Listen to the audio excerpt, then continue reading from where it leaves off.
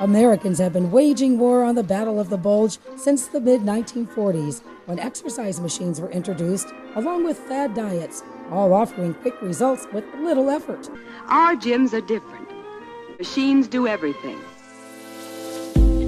Decades later, we're still obsessed with exercise and diet, and so is researcher Dr. Michael Roizen.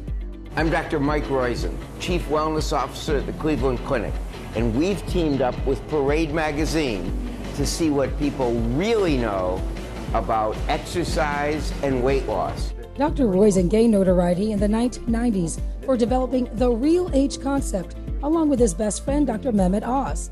It's a test they developed that assesses your body's physical age instead of calendar age. Their collaboration resulted in several New York Times best-selling books and a daily syndicated column. So we worked about 40 hours a week together for 10 years writing books. So that was a wonderful and fun period. Dr. Michael Crupain runs our med unit, and Dr. Michael Roizen. Dr. Roizen is seen all over television and is a regular on the Dr. Oz Show. His latest research looks into not just what we eat, but when we eat it. For 2 years, he collaborated with Dr. Michael Crupain, Chief Medical Officer of the Dr. Oz Show. They came up with an eating plan that Dr. Oz describes as the non-diet diet.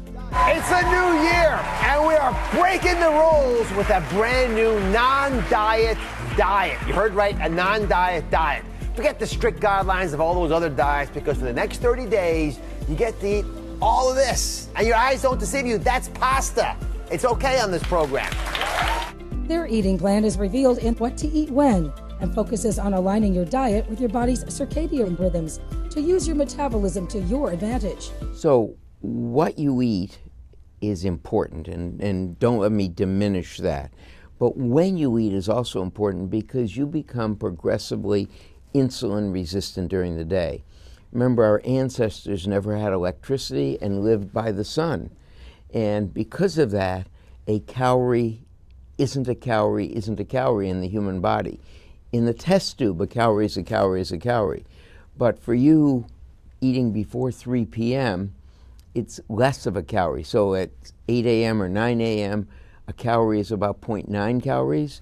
At 9 p.m., it's 1.1 calories. So you can eat the same amount earlier in the day and lose weight compared to eating that same amount later in the day. And it was actually the fourth study. It's my favorite study. It's a Spanish study where they took overweight people who wanted to lose weight, and they gave them the same number of calories, but they had a group of them randomized to eat the calories 80% before 3 p.m. or 80% after 3 p.m. The group that ate before 3 p.m. lost 25% more weight and was able to keep it off. So the point is, there's a circadian rhythm, and if we eat later in the day, we actually store fat. And everything's portion controlled too. I mean, it's not like eat whatever you want at those times, but. So you only want to eat food that loves you back. So food should be like a marriage. So you wouldn't marry someone who's going to kill you, right? And you may love French fries, but they're going to kill you, something you shouldn't have. So what you want to do is find food, like I love avocado. I love mushrooms. They're healthy fat, as we say. Yeah. Right, and so they're healthy foods that love your body back.